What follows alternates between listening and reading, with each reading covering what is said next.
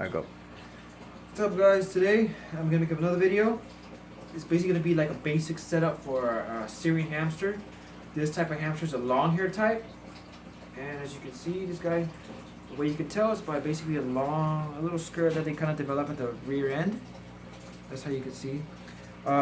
These pets, this is a nocturnal pet, so expect them to be awake all night running on their wheels.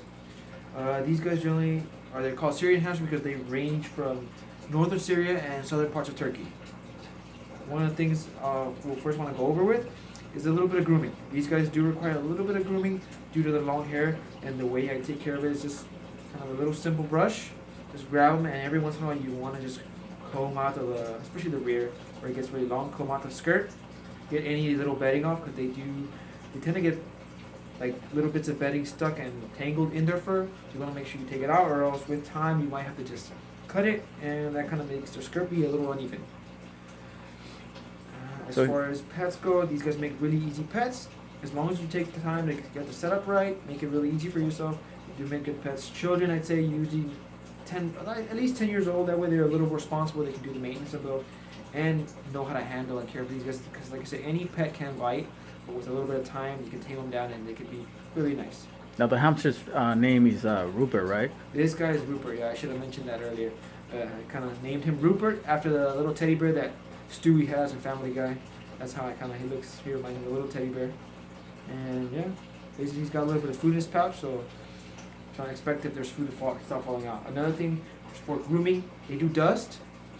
You use a little dust. This is how I kind of dust my little guy. He's probably due for a dust bath, so let's see if he actually will roll around in the dust. See what he does. So I kind of use a little container and just let him go at it. Sometimes they'll use it, sometimes they won't. But you still want to give them the option to kind of dust every once in a while. You don't want to bathe these guys. It's really rare that you'll have to use like water for them. So that's the one thing you want to do. Just let him go for it. I'll usually leave it in his cage for a little while. If he wants to use it, he might just make a mess and not even use it. But still, it's good to offer it once in a while. That way for his coat, it kind of helps with insulation. Yeah, seems like Ryan, he doesn't want to. Nope, he doesn't do it. Care. So come on, buddies, perform for the camera. Right? Nope. Yeah, let's just now. All right, let's take him out, and we're gonna go over his little basic setup. This is how I keep him. There's a million different ways, guys, but this is what's been working for me, and he seems to be helping. All right, first off, let's start off with the substrate. Right now, I'm using the fresh wool bedding. Put this down for a quick second. Fresh wool bedding. These little crumbles. It's been working amazing for me. It has a little bit of baking soda, helps with odor control, and I like it because of his long fur. It tends to really not get tangled. So it's actually for some reason really good to not get tangled in the fur. There's different types of bedding out there. Carefresh gets really stuck to their fur. So that's why I kind of stopped using Carefresh, along with it being dusty. That's why I honestly I don't like Carefresh bedding. There's another one called the Clean and Cozy. That one actually works pretty good, but it still gets tangled in his fur. And this one has been working the best for me. So what do you usually feed them? Food-wise, I do this stuff. Sunburst. I've actually been liking it. It's a mixture of different seeds, nuts, there are little things in there. These guys in the wild, they're omnivores. They can actually even eat little insects. So every once in a while, I do offer them little bits of dried crickets, maybe a mealworm here and there, and they do take it. The next thing we're going to go over is going to be how I kind of have everything set up. I keep my little food dish in the corner away.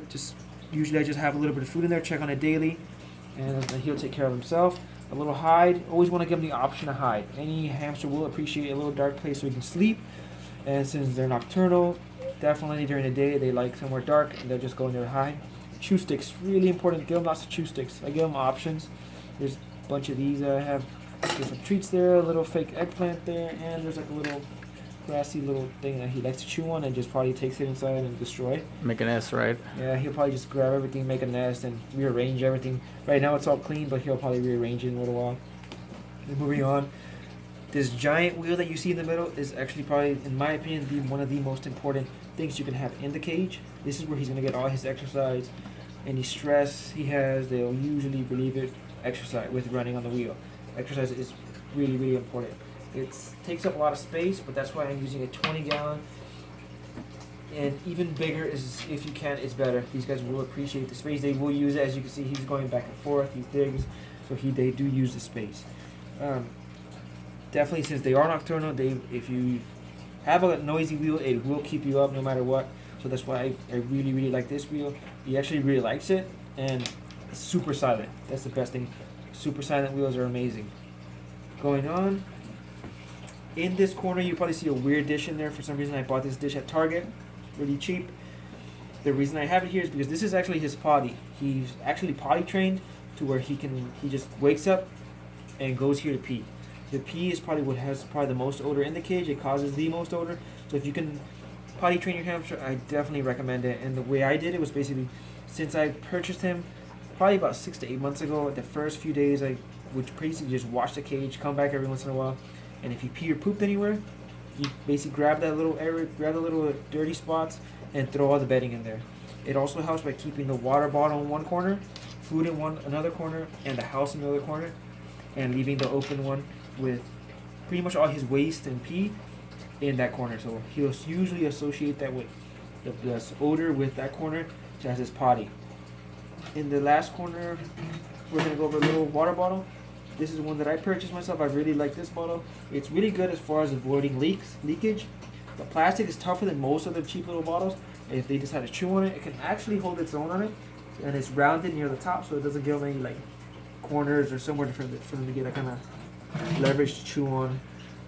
It's held up by a simple little bendable metal. I don't know what you would call this. But you can bend it, and it can actually hang, or it has an adhesive that you can actually stick if you don't have anywhere to hang with. The background is just simple, kind of deserty kind of type of background. They kind of simulate where they can be found. That's what I imagine that it looked like where they're from, but I could be wrong. And now the chewing toys are for make sure that he keeps on grinding their teeth. Grinding his teeth, right? Teeth grow constantly, so that's why you want to give them different options to chew. If your hamster is stressed out, if you don't give them stuff to chew out, they're gonna get stressed out, and with time their teeth are gonna not allow them to eat, and with that, you know what happens.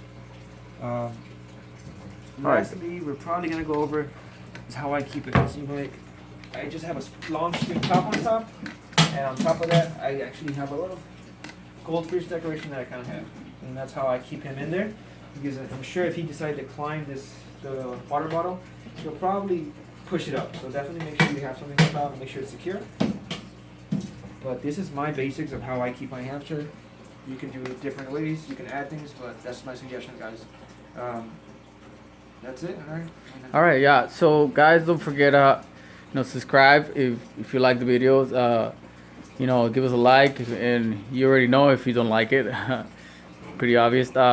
So yeah, we're gonna be trying to start editing videos. So please give us a hand on these, and if you like it, subscribe. All right, guys. So have a good day and peace. All right, take it easy.